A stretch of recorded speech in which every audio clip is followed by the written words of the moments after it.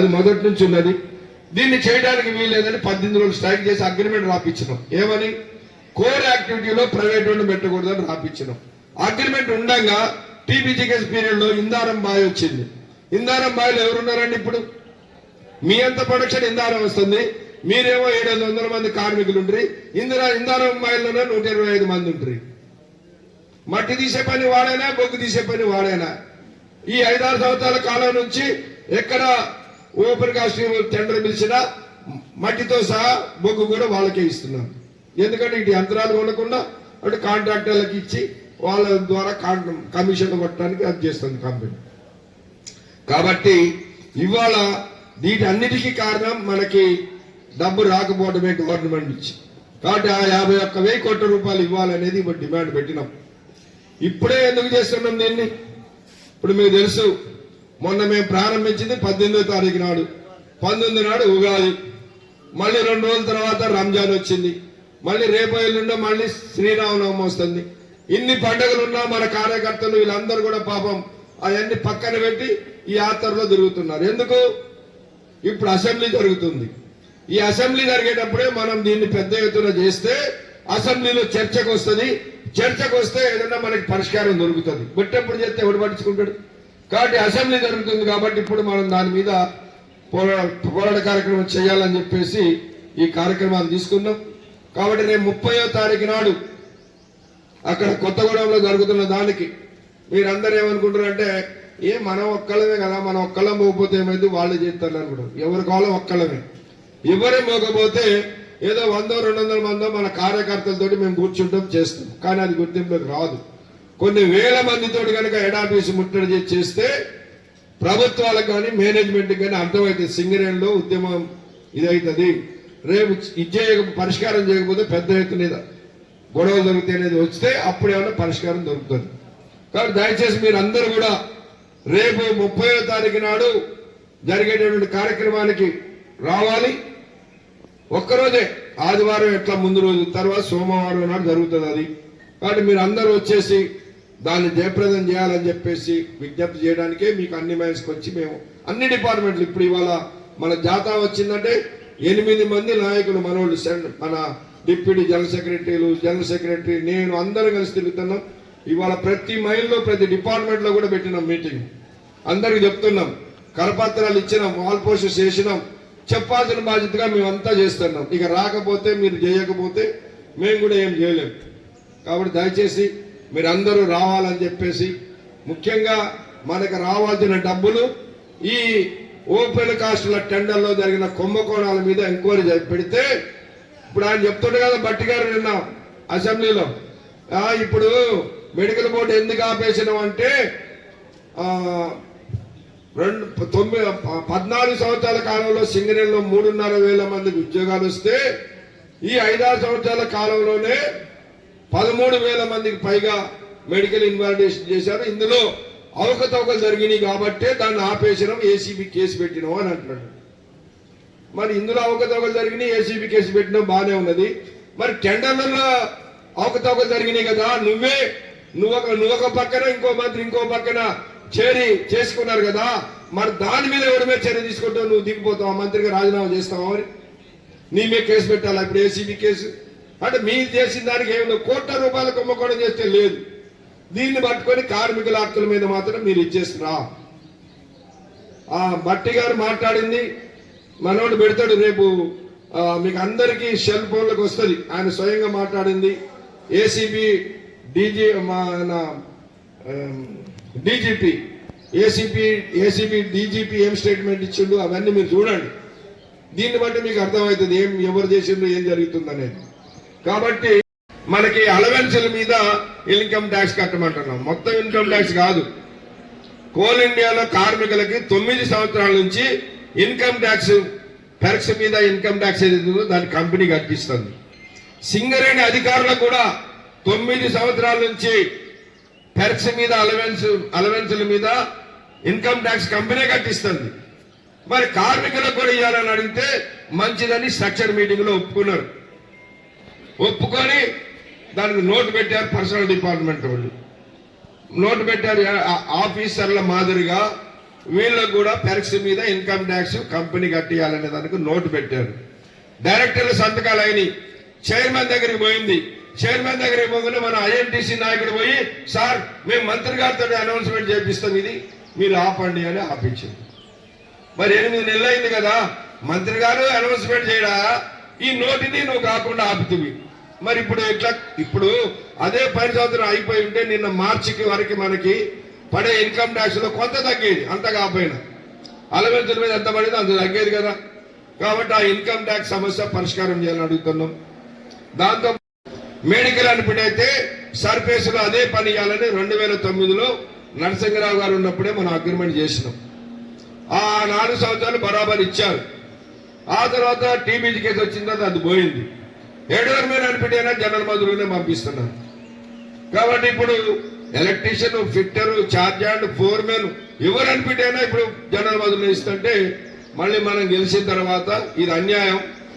ఒక సూపర్వైజర్ చేసిన ఆయన అన్ఫిట్ అయితే నువ్వు జనరల్ మధురు గంట పంపిస్తావు. మేము అప్పుడు అగ్రిమెంట్ చేసిన తర్వాత మణుగూరు పోతే మణుగూరు ఈపీ ఆపరేటర్లు అడిగిండ్రు, మీరు మైనింగ్ స్టాఫ్ కి ట్రేడ్స్ మెన్ చేపించారు, మాకు కూడా చేపియాలి, మేము అన్ఫిట్ అయితే కూడా మధురు కింద పంపిస్తున్నారు, మేము కూడా ఆపరేటర్లుగా ఉన్నాం అని చెప్పేసి అడిగారు. మంచిది, మీరు కూడా మాట్లాడుతామన్నా. సరే మనం ఓడిపోయినాం. తర్వాత టీబీజీ కేసు వరుసగా 2 సార్లు 10 సంవత్సరాలు వాళ్ళు గెలిచారు. 10 సంవత్సరాలు ఉన్నారు, పెద్ద రాలేదు. ఇప్పుడు మళ్ళీ దాన్ని మనం స్ట్రక్చర్ మీటింగ్ లో ఒప్పించినాం. ఒప్పించిన తర్వాత ఇప్పుడు ఏం చేశారు, మంచిది, పాత వాళ్ళని కూడా టీబీజీ కేసు బిల్లు అనిపిటే జనరల్ మంత్రి కూడా పిలిచారు. పిలిచి ఇంటర్వ్యూ పెట్టి ఏం చేసిండ్రు, నువ్వు సరే ఫిట్ అయిన వాళ్ళని ఓవర్మెన్ కి, సర్దార్కి, electrician, fitter, charge and foreman గా ఇచ్చారు. ఇంకా కొంతమందిని 100కి 60-70 మందికి ఇచ్చారు. 100కి ఇంకా 20-30 మందికి ఏం చేసిందంటే నువ్వు సూపర్వైజర్ గా ఫిట్ కావని చెప్పేసి లెటర్ ఇచ్చింది. అంటే ఆయన సూపర్వైజర్ గా, చార్జ్ అండ్ గా, ఫోర్మెన్ గా, లేదా ఎలక్ట్రీషియన్, ఫిట్టర్ గానేమో సర్ఫేస్ కి ఫిట్ కాడట, జనరల్ మజదూర్కి ఫిట్ అవుతారట. ఏది కష్టమైన పని ఉంటుంది? సూపర్వైజర్ అంటే చేయించడం 4గురితోటి, మజ్దూర్ అంటే ఆయనే చేయటం. మరి చేయడం కష్టం ఉంటుందా, చేయించడం కష్టం ఉంటుందా? అంటే కంపెనీ ఉద్దేశం ఏంటిది, ఇది ఎట్లైనా చేసి దీన్ని తూట్లు పడవాలి. కాబట్టి దానికి అందరికీ ఎవరు అనిపెట్టారో వాళ్ళందరికీ 2009లో మాతోటి ఏ ఒప్పందం చేశారో దాని ప్రకారమే ఇవ్వాలి అని చెప్పేసి దాన్ని కూడా పెట్టినాం.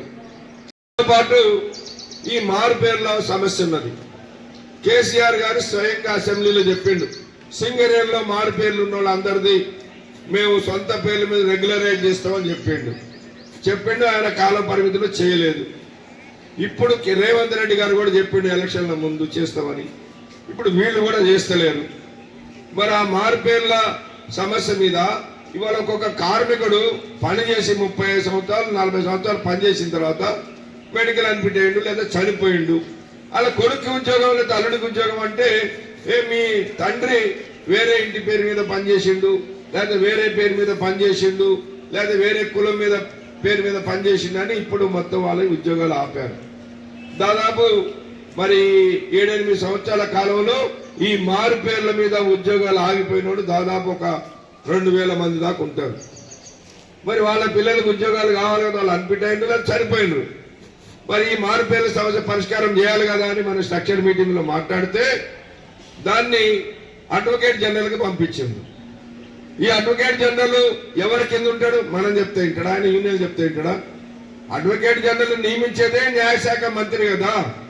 మరి వాడు చెప్పాలి, ఆ న్యాయశాఖ మంత్రో ముఖ్యమంత్రో చెప్తే ఆయన పంపిస్తారు. కంపెనీ వాళ్ళు ఏమంటారు, అరే మేము ఒప్పుకున్నామయ్యా మీకు ఇస్తామని, కానీ ఇవి అడ్వకేట్ జనరల్ పంపించడం, అడ్వకేట్ జనరల్ ఈమని రాయమనండి మేము ఎమ్మటే ఇస్తామంటున్నారు వీళ్ళు కంపెనీ. కాబట్టి ఆ మారు పేర్ల సమస్య పరిష్కారం కావాలి. ఇంకా డిస్మిస్ అయిన కార్మికులు ఉన్నారు. సరే ఏదో చేతకాకనో ఆరోగ్యం బాగలేకనో ఏదో కారణాల వల్ల కొంతమంది నాగాల మీద డిస్మిస్ అయ్యారు. మనమేమన్నాం స్ట్రక్చర్ మీటింగ్ లో వాళ్ళకి తీసుకోవాలి అన్నాం. కంపెనీ వాళ్ళు ఏం కండిషన్ పెట్టి జేఎంఈటీలు 2012 సంవత్సరం కంటే ముందు ఎన్ని సంవత్సరాలకు ఓవర్మెన్ అయ్యేటోళ్ళు, ఆయన జేఎంఈటీకి అపాయింట్ అయిన తర్వాత 2 సంవత్సరాలలో ఓవర్మెన్ సర్టిఫికేట్ తీసుకొస్తే ఆటోమేటిక్ గా ఓవర్మెన్ అయిపోయేటోళ్ళు. ఈ టీబీజీ కేసులు గెలిచిన తర్వాత వీళ్ళు ఏం చేసిందంటే సర్దార్ కూడా బి గ్రేడ్ ఇవ్వాలని ఒక అగ్రిమెంట్ చేసుకు, సీనియర్ మైనింగ్ సర్దార్కి బి గ్రేడ్ ఇవ్వాలి, ఓవర్మెన్ ఖాళీలు వచ్చినప్పుడు ప్రమోషన్ ఇవ్వాలని రాసుకున్నారు. గది పట్టుకున్నది కంపెనీ. మీ సంఘం అగ్రిమెంట్ చేసింది కదా, ఏమని ఖాళీలు వచ్చినప్పుడే ఇవ్వాలని చేసింది కాబట్టి ఇప్పుడు ఖాళీలు లేవని పెడుతున్నారు పక్కన. 2016లో అపాయింట్ అయిన జేఎంఈటీలు ఇప్పటి వరకు ఓవర్మెన్ కాల. అంటే ఎన్ని సంవత్సరాలు? 10 సంవత్సరాలు అయింది.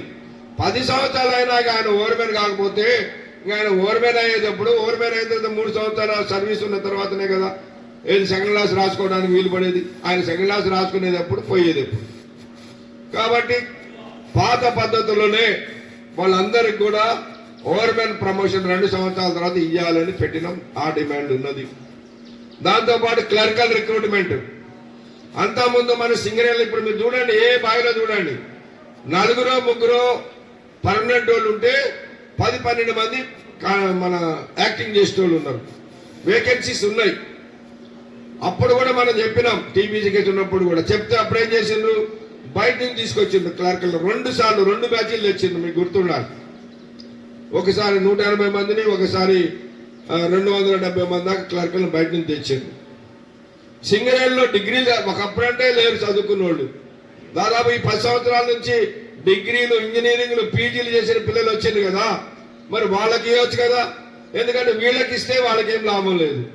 అదే బయట నుంచి తీసుకొస్తే ఒక్కొక్కడు రైటర్ పోస్ట్ కాబట్టి 20 లక్షలు, 15 లక్షలు, 30 లక్షలు కూడా ఇచ్చిన వాళ్ళు ఉన్నారు. అప్పుడు ఎవరు వసూలు చేసిందో ఆ లీడర్ అమ్మ, అదంతా మీకు తెలుసు. అప్పుడు అట్లా చేసిండు. మనం గెలిచిన తర్వాత మరి ఇప్పుడు ఖాళీలు ఉన్నాయి, వాళ్ళందరూ కూడా ఇంటర్నల్ గా చదువుకున్నటువంటి వాళ్ళని తీసుకోవాలంటే ఒప్పుకున్నారు. నోటిఫికేషన్ ఇచ్చిండ్రు. 370 పోస్టులకి నోటిఫికేషన్ ఇచ్చిండ్రు.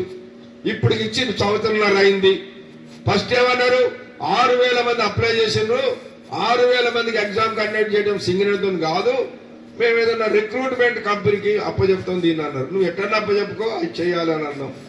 మంచిదన్నారు. దాన్ని కాలాపన చేస్తే ఇప్పుడు ఈ లోపల కొంతమంది యాక్టింగ్ చేసిన వాళ్ళు కోర్టుకు పోయింది. ఇప్పుడేమంటుంది కంపెనీ, కోర్టులో కేసు ఉంది కదా మేము ఎట్లా పెట్టాలంటారు. కోర్టుకి ఎంతమంది పోయారు? 120 మంది పోయారు.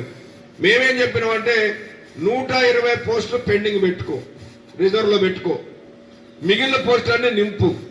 రేపు ఆ యాక్టింగ్ చేసిన వాళ్ళు కోర్టులోకి వెళ్తే వాళ్ళకి ఇచ్చేది. కానీ లేదు, యాక్టింగ్ చేసిన వాళ్ళు గెలవలేదు, కంపెనీ గెలిచింది అనుకో, ఇప్పుడు ఎగ్జామ్ రాసిన వాళ్ళలో మెరిట్ లో ఎవరు ఉన్నారో కింద వాళ్ళకి అన్నాను. ఈ కొత్త డైరెక్టర్ వచ్చిన తర్వాత నేను మార్చి తర్వాత పెడతా అన్నాడు. సార్ చూడాలి రేపు మార్చి తర్వాత ఏం చేస్తాడు. మరి ఆ ఎగ్జామ్ కండక్ట్ చేసి ఆ వేకెన్సీస్ ఫిల్అప్ చేస్తే ఇది అవుతుంది. దాన్ని కూడా చేయాల్సిన అవసరం ఉంది. ఇవన్నీ మన కార్మికులకు సంబంధించినటువంటి ఏంటిది కంపెనీ పరిరక్షణ ఇవ్వాల. మీరందరూ చాలా మంది వాళ్ళు బాగా చదువుకున్న వాళ్ళు ఉన్నారు, రోజు టీవీలు చూస్తారు, ఇవన్నీ చూస్తారు. ఏమైతుంది వాళ్ళ సింగరేణిలో? సింగరేణి కంపెనీ పోయిన సంవత్సరం మనకి ఏం చెప్పింది, 69 మిలియన్ టన్నుల బొగ్గు వచ్చింది, 6,000 కోట్ల రూపాయల లాభాలు వచ్చినాయి. ఇక గవర్నమెంట్ కి ట్యాక్సులు కట్టంగా, డిఎంఎఫ్ నిధులు పోగా, సిఎస్ఆర్ నిధులు పోగా 2,000 కోట్లు మిగిలి దానిలో నుంచి మనకు కూడా లాభాల వాటా ఇచ్చింది. ఇప్పుడు ఏమంటుంది కంపెనీ, ఇప్పుడు వచ్చిన సీఎండీ ఏమంటాడు, పోయిన సంవత్సరం 69 రాలేదు, 6 మిలియన్ టన్నులు అదనంగా కలిపినరు, కలపడం వల్లే ఇంత లాభాలు వచ్చినాయని ఇచ్చేసిండ్రు. ఇప్పుడు ఆ 6 మిలియన్ టన్నులు ఈ సంవత్సరం తీసిన దాన్ని కలపాలి అంటారు.